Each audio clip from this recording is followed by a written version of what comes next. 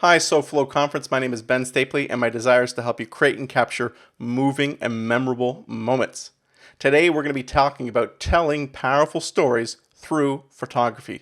I'm going to be giving you 8 tips on how to do that well. But before we jump into my top, I'm going to tell you a little bit about my background, who I am, why we should be thinking about this topic in general, why we should be thinking about it as Christians, some gear, and then we'll be jumping into the 8 points. Also, just to let you know, I am a good photographer. So if you're watching this and you're mediocre or you're good, this talk will apply to you. But if you are a great photographer, you may be more advanced than I am, and you can feel free to bow out. But if you consider yourself a mediocre or a good photographer, this is going to be a great talk for you to jump in and step up your game and to continue to communicate to people through photography. So let's jump in and tell you a little bit more about my background. I have a BA in Video Communications from Moody Bible Institute, so I've been educated in relationship to photography. Also, I've worked as a photographer, as a freelancer for families, for portraits, for weddings. I've also shot locally, nationally, and globally, so I have experience across the world in relationship to taking photos for clients. I've also overseen photographers in nonprofit settings. Most of my work has been within the church, and so I've overseen volunteers. What does it look like to empower and to equip people who want to step up their volunteer game and their photography game? I've got background in that. And then lastly, I have a passion to use photography. It's such a powerful medium. That's why I want to use it. That actually leads me into my next point. So that's kind of who I am. Now let's talk about why we should be considering photography in general. First of all, real big reasons here. The majority of us are visual learners. We learn by what we see. The written word's powerful, the audio word is powerful, but oftentimes things are memorable and lock into our minds quickly when we see them. So in terms of from an educational and from a connecting to your audience standpoint, photos are super powerful. The other reason is photos make up a lot of our communication nowadays. The majority of social media is photo-based. Instagram actually started as a strictly photo-based platform. Believe it or not, if you were on in the early days, you could only post photos, no videos, no written words, just photos. A lot of our communication, especially on social media, is photo-based. So being able to master this art form helps you communicate to people in this modern age of digital communication. Photos also communicate a lot of information in a short amount of time. I think we all know the adage that a photo is worth 1,000 words. The reason is because a photo communicates so much information in a condensed snapshot very, very quickly. Also, photography is a great way to communicate on a budget. Video communication, generally speaking, is the strongest form of communication. So it's got sound, it's got video, it's got narration, it's got music, it's got everything. And so it's probably the best way to communicate to an audience via video. The problem is it's one of the most expensive ways to communicate to an audience. So it's very effective. It's also very costly. Photography, it's a close second. Maybe it's not as effective as video, but it's a close second to video. So photography is a good way to communicate. It's a very effective way. But here's the benefit. Photography doesn't cost much. So photography is a very effective way to communicate. It's also an inexpensive way to communicate. Therefore, I push it. And then the last reason why I always advocate for photography is because the best stories win culture. What I mean by that is this, that oftentimes it takes a good story to captivate and convince culture about what you are selling. It might be a product you're pushing, it might be a worldview that you hold on dearly. Whatever that might be, if you can tell a great story, a great yarn, a great tale through photography, you're going to be able to win the hearts and minds of your culture and hopefully win them over to your perspective. The story will get their attention, and then hopefully if you have a sound argument or a compelling rationale, they will not only listen to you, but adopt and adhere to what you are communicating to them. So we talked in general why to use photography to tell stories. Now let me talk in particular from my vantage point. I'm a Christian, and I know some of you watching and listening are Christians as well. So if you are, keep on listening. If you're not, don't worry. This will just take a couple of minutes, and then we'll get into the 8 tips that I promised on the back end here. But if you're a person who holds on to faith, whatever it might be, photography is super important because oftentimes faith is an internal thing that's happening, right?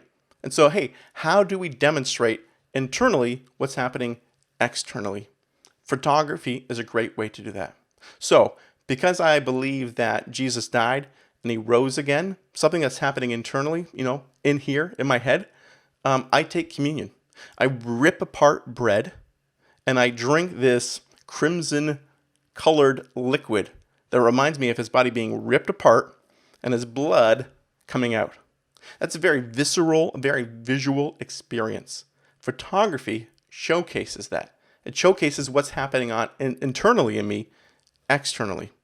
Another great example of this is baptism. Again, if you're not from the Christian faith, let me quickly explain it. Baptism is the idea that I've died internally, but through the power of Jesus, I've come back to life. Well, what we do is we literally dunk people. We put them underwater. Hey, they're dead. They're underwater. They're in a drowning-like scenario. And we pull them back up, saying, we're not dead in Christ. We're actually alive. And it's a symbol of what's happening internally. It's a visual representation of that. Again, photography is a great way to capture that and showcase that. Another great example is, again, in the Christian faith, we're called, ever since Abraham, we've been blessed to be a blessing to others. So oftentimes, what does that look like? For me and my community, my wife and my kids, we went out this past weekend and we were part of a food drive giving food to people who were less fortunate. That's a very visual representation of what's happening internally. Because I feel that I've been blessed by God, I've been given eternal life, I want to figure out ways that I can bless other people as well and allow his goodness to pour through me. And so I'm literally giving people my possessions, saying, I want you to have some of what I have. Again, an external representation of what's happening internally.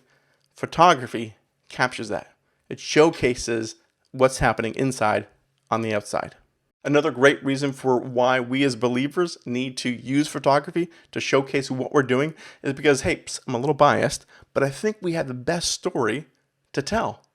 What is a better story than the fact that you have been made for eternity, that God has a plan for your life, that even though you may have wandered far from him, he wants to pull you back closely again?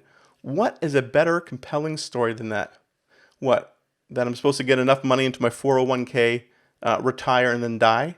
That I'm supposed to amass the most amount of toys, and then I can feel good about myself because I have more than my neighbor or my fellow brother and sister? What are the competing narratives out there? I don't know of a better narrative than the narrative of Christianity. So if it is the best story out there, then let's use photography to showcase that. And then the last reason why we as Christians should consider to tell story through photos is because we have a weekly event. It may have closed down during the COVID season. A lot of churches have or are reopening. And have to think about this. Something is happening every week. People are coming into your buildings. Lives are being changed. Faith is being professed. How do we captivate this? How do we capture this and showcase it? It's happening every single week, 52 times a year. We need to figure out how to maximize photography to tell that incredible story. Okay, so now I want to talk about gear. Oftentimes people think, I have to have an incredible camera to be doing incredible work. What's the gear that you use, Ben? Tell me all the gear that you have, and what do I need to buy to become an incredible photographer? Here's the secret. Not much. I'm going to be showcasing photos later on in this talk. You'll be seeing them on the screen. The photos that I've taken, and they're with Canon 60 body. The camera is about 10 years old. I have two basic prime lenses. I have a 28 millimeter and an 85 millimeter lens. All in, you could buy that used camera body and those two lenses for about $1,000. So it's not a huge investment to get a decent level camera to be taking better photos. But here's a trick. There's an old saying, what's the best camera that you have? The best camera that you have is the camera that you usually have on you. So even if you can't afford to use an $1,000 camera, well, guess what? This isn't a $1,000 phone. And you might not have the newest version of the phones that are out there. That's not a problem. The phones that we have on our mobile devices are usually good enough to capture decent photos. So first of all, think about using what you already have, your mobile phone. And if you want to upgrade, you can get a rudimentary camera and a basic prime lens for about $1,000 used, And that's going to take you a world of difference by getting incredible images that you can shoot in RAW and edit in post and get great results. Okay, so I told you a bit about myself, why we should take photos in general, why we should take them as believers, some gear background. Now let's jump into the 8 principles to taking better photos and becoming a better storyteller through photography. Here's my first one. Candid, not posed.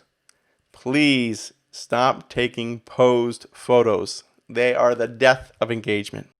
When you take candid photos, candid where people aren't aware of the photographer, or if they are aware of the photographer isn't saying, hey, look at me, smile awkwardly, and everyone look at the camera directly. If you take candid photos where people are just naturally engaging each other, then the emphasis on what they're doing. So if it's 2 people and they're having a conversation, well, the attention is on the conversation that they're having. If a photographer walks up and says, hey, turn to me, smile, cheese, then the focus is on them looking at the camera. And you just lost all the energy in the scene that was happening and the environment that you were taking. So try not to take those photos. I actually have a trick. Oftentimes they'll walk into a scene with a camera and people will naturally do that, right? They'll look at you with a posed photo thinking that's what you want. And I'll say, I'm good. Never mind. Keep doing what you want. And I'll just wait for them to stop that. In about a minute, they'll forget that I'm even there. And then that's when I start taking great photos, is when they've forgotten that I'm there. So do that. Make sure to take candid and not posed photos. So I want to show you examples of what this looks like in terms of a candid and posed photo. So let's jump with the negative first, the posed one. This is of my family here. We are Easter weekend. We watched online. Since it's COVID, we wouldn't normally get dressed up for church in our pajamas like our girls are rocking here. But we stood up front of the house. We took a photo. We actually live close to the church, and we took a photo, another posed photo. Didn't look the best, standing in front of the crosses we had at our church. Actually, our girls asked if they could pose on the crosses. And my wife in the middle is Jesus, and the 2 girls on the side is the thieves. I actually took that photo. I'm not going to show it here. I'm probably not going to show it to anybody because it's a little sacrilegious. But that's an example of some bad posed photos. But in terms of the candid, we went home and we did an Easter egg hunt. The girls ran around. You see some photos here. Mita snapping photos as they ran around, getting perspectives of them not even being aware I'm taking photos, but they're so focused in on the eggs, and then disappointed that they didn't get enough money with the eggs as well. Really interesting shots here because they are candid, not posed photos. So that's my first tip for you, taking candid photos, not posed one. My second tip for you is create a storyline for your photos. Every story has 3 parts, a beginning, a middle, and an end. And the event has a beginning, middle, and end. So take photos with that in mind as well. Again, I went back to the photos I've taken the past couple of months to see examples of this in action. Actually, do I put into practice the principles that I'm teaching here today? Pleasantly surprised to see that I had. We went on a recent hike, and you see this nice shot in which everyone's starting the hike here. The hike continues to go. We're picking up berries. I think that's what we're going to do, fresh berries for a smoothie. You can see some excitement on the my cousin as we're getting closer to the berries. Then we actually got to the berry patch. My wife here picking off the berries. So, beginning, middle, that's happening now, and end. Oh, look at this. We actually got the berries that we were hoping to get. Very basic narrative arc to a story, beginning, middle, end. Here's another example of this. This is actually of my daughter. She was applying, I don't know if you're applying, she was running to become class president in grade 2. I helped her write the speech, and it was full of lies. We'll give you vending machines in the classroom, and there'll be no homework for a week. It was full of half-truths or outright lies. And that was her speech. But then she wanted to, am I going to get it? Am I going to become the president? So we see here the agony of waiting, right? The class is taking the vote. Will I become the president? Then the results are announced. Exuberance. She won. All those lies that Daddy wrote into her speech really worked. We see celebration with the class. Everyone gathers around and cheers. And then we see conclusion. She goes and consolidates her vice president, her runner-up.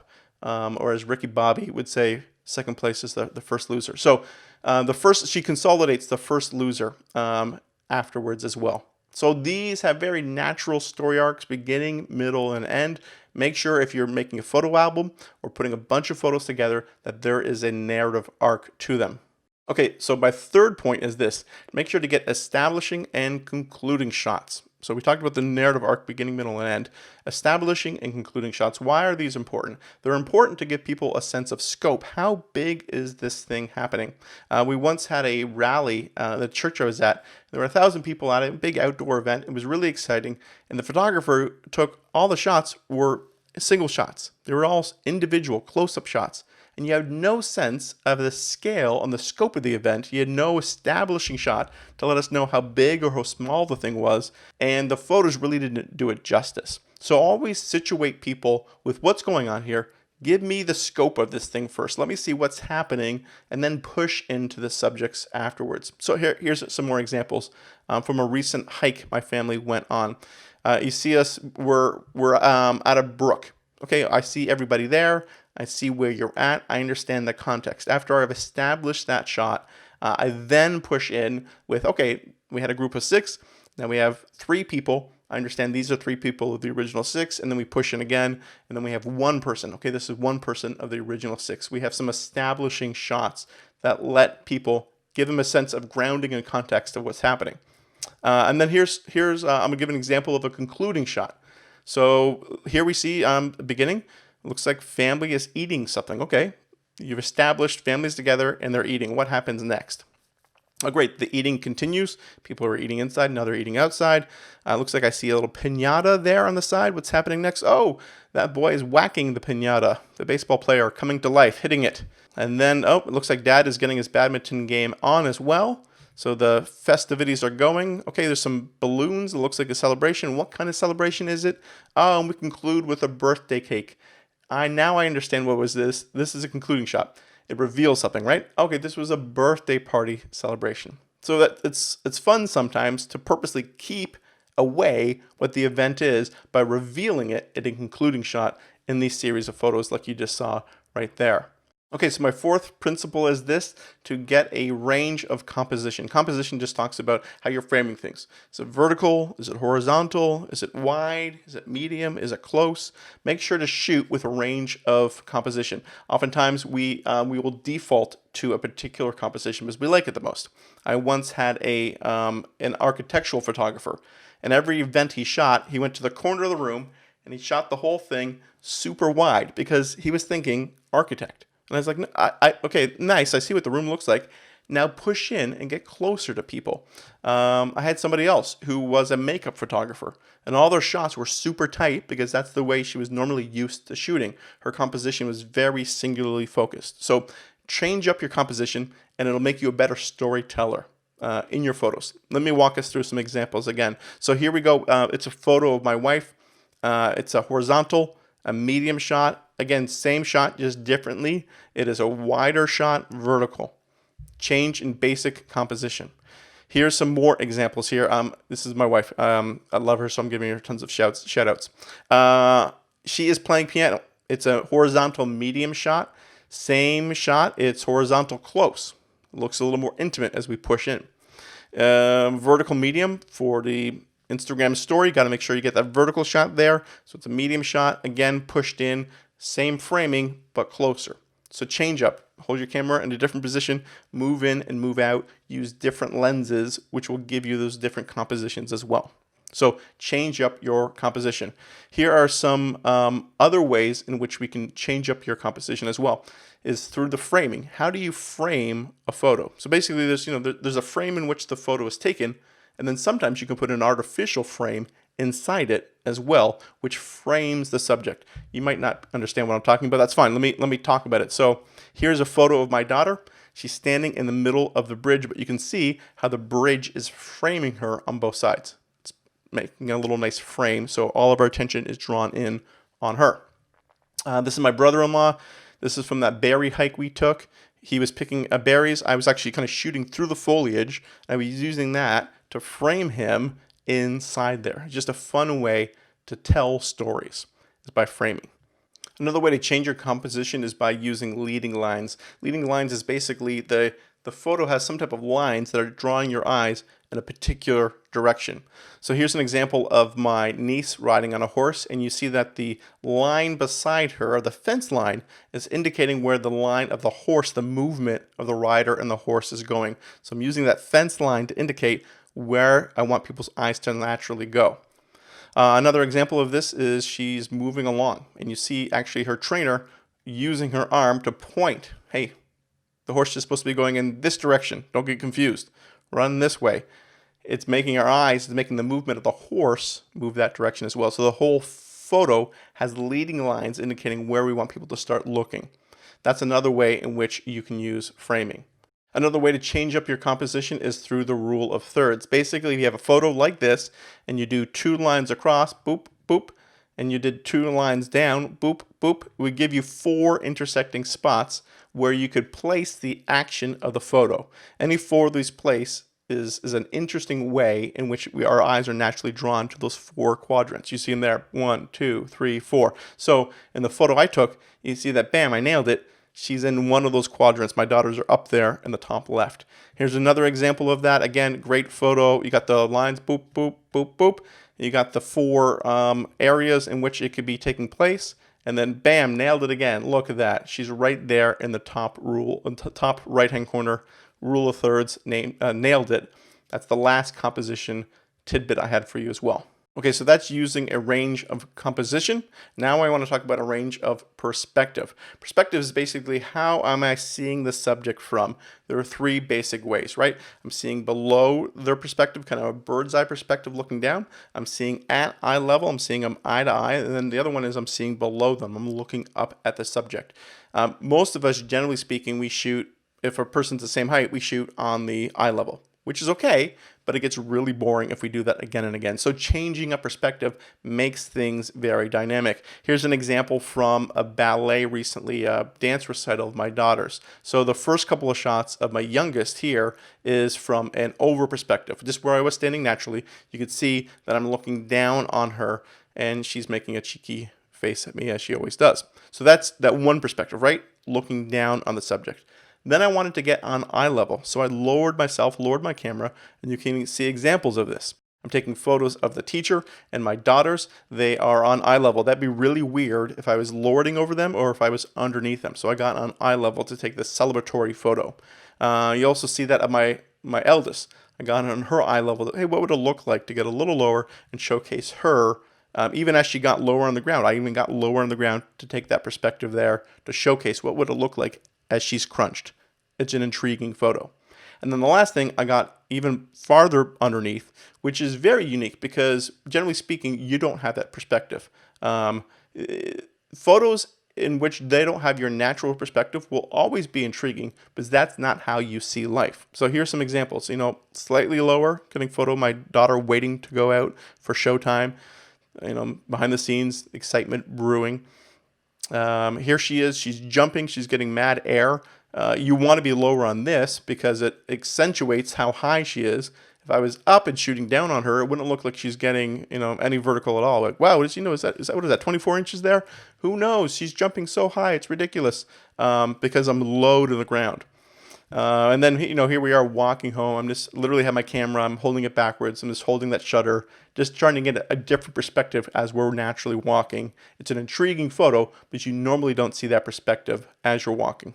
Okay, here's my 6th point. It is capturing a range of people. So this is really helpful because if you don't think this through, you're just going to capture your best friends at any event, which is going to get really boring. I once had a photographer come to me. He was a volunteer. He was working at church. And he came back and he showed me all his photos. He had about 100 photos. And about half of them were of this one gal. And I was like, hey, man, I appreciate your game. I appreciate your hustle. I appreciate you flirting with her through the lens, but you got to take photos of other people as well. And he kind of blushed and he got it, right? Like he was just taking photos of his crush because he really wanted to get a date. So that can work with romantic interests. It could also work with your friends, or it could just work with people who are like you. So, people of same age, same gender, same ethnicity. You got to make sure to work against the commonalities that you naturally default to of taking pictures of people that you like or you feel comfortable with and pushing yourself outside those limits to take photos of other people. Again, a very basic example from a recent hike I did with my family. So here I am putting this into practice. I went with my sister and my daughters. They're in the middle of the photo, but my brother-in-law and his wife and their kids on the outside of the photos. So this is the group photo. This is before we went for the hike at the very beginning. And then you can see photos, right? So I took one of my daughters. That's great. But then you see other examples in which I highlighted my brother-in-law and his kids multiple times. So I was active not just to take photos of my kids, even though I love them so much and they are the cutest, but I pushed myself to take photos of other people. You got to do that as well as you are storytelling. Okay, so my 7th point is to anticipate the action. Anticipating action. This is super critical because if you don't anticipate the action, you're always going to be behind the ball. This is really important when a day is full of activity that keeps going and there are no redos. A prime example of this is the wedding. So if a photographer is not in the right position to get that photo of that kiss or the cake cutting ceremony or the toast, they are toast. They're going to get, Bridezilla is going to come up there and saying, where is that photo? Well, you have to anticipate it. And hey, every event has a flow. Every wedding has a flow. So, okay, this happens. She's walking down the aisle. Well, I need to be on the other side of the aisle to have her walking towards me so I can see her face. That's basic anticipation. I say it's basic, but a lot of times we don't apply it. And then I missed that opportunity or I wasn't in the right place. So as a photographer, you're actually not living in the moment. You're living a couple of moments ahead. But you're thinking, okay, what's happening next? What's happening next? And how am I getting in position to capture that? Here are some basic examples of that as well. Again, from my camera roll this past month, photos of people coming out of water. So my daughter was swimming here, but I knew if I wanted to capture that nice frozen moment with the droplets in the air, well, I needed to crank up my shutter speed, crank up my ISO and be able to crank up my shutter speed to be able to freeze the moment and capture it. So I anticipated what I wanted to do and then was able to do it. So I got those, these droplet photos, which are always fun with water. Anticipation allowed me to do that. Here's an example as well. I had my photo out. My daughter and her cousin were hamming for the camera, which is cute. It was fun, but I didn't want that photo. They were just there enjoying each other, and they haven't seen each other for a year, so it was a kind of reunion moment. I wanted to wait for them just to naturally let their guard down and be kids and show how they were enjoying each other. So I took that photo, they did the thing, and then I waited, and I waited. And then I got a nice photo of them just hanging out, smiling, and laughing. And that was the photo that I wanted because I anticipated that moment would be there. It allowed me to capture this photo. Here I am with the horses. Horse is going to jump. Okay, well, it's doing its figure 8. Okay, got it. What's the best perspective for lighting? And which one of these jump is working at it? Okay, now I need to get myself in that position. Okay, I need to get my focus ready. And now I'm waiting. It's jump, click. So that allowed me to, anticipation allowed me to capture this photo here. Here it's a hummingbird. I've always wanted to capture a hummingbird in flight. But hummingbirds, if you don't know, their wings go ridiculously fast. You have to have a really fast shutter speed to capture that. Well, same thing. I was at my in-laws and they had a bird feeder and the bird was coming by. I anticipated it, changed my settings, waited. It showed up, snap, finally captured that hummingbird photo. Now I can die a happy photographer. Anticipating action is super helpful. And then the last one is 8, is this: shoot for emotions. Shoot for emotions. Oftentimes we capture, again, static photos, right? They're kind of boring because they're not showing any emotion. But life is full of emotion. Life has ups and it's got downs. It's got things that you celebrate. It's got things that you mourn. And those are all powerful moments to capture on film. But you have to look for them. You have to wait for them. And you have to be ready to capture them. So look for emotions because they're going to make your photos so much more powerful if you can clearly see an emotion in the photo. My wife is classic at this. So here she is just talking with a friend. I kind of snuck around her with my lens. It's 85 millimeters, so it was a little farther away. It wasn't invasive in the scene, but they were just talking. Here she is empathetic, just doing her thing, listening to her. Oh, that's a sad story. Here she is excited. My wife has the best facial expressions, and here she is just hamming it up and laughing. So, and I think all these emotions happened within like 5 minutes. And so what I'm saying here is that we all show a range of emotions in a compact manner. It's just, as a photographer, you need to be aware of them. Here's some examples from my daughter from that president election that she did in grade 2. So we see the first one here. She is, she's pleased. She's applauding what's happening. The second one there is joy or laughter. I think she's probably laughing at the joke of the other nominee as they're giving their speech. And then the last one here, I think, I don't know what that is, but it's interesting. It's an emotion. I don't know which one, but it is an emotion. Maybe dread. I think she's dreading the vote at that point. But fascinating photo, because it clearly shows an emotion. So those were my 8 tips on how to tell stories through photos. But here's the deal. I'm sure I missed some. So reach out to me. I'd love to connect with you, and I'd love to learn from you. The best way to do that is you can email me at benstapley@gmail.com.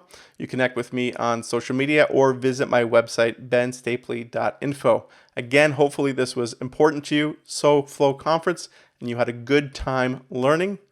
Have yourself an awesome day.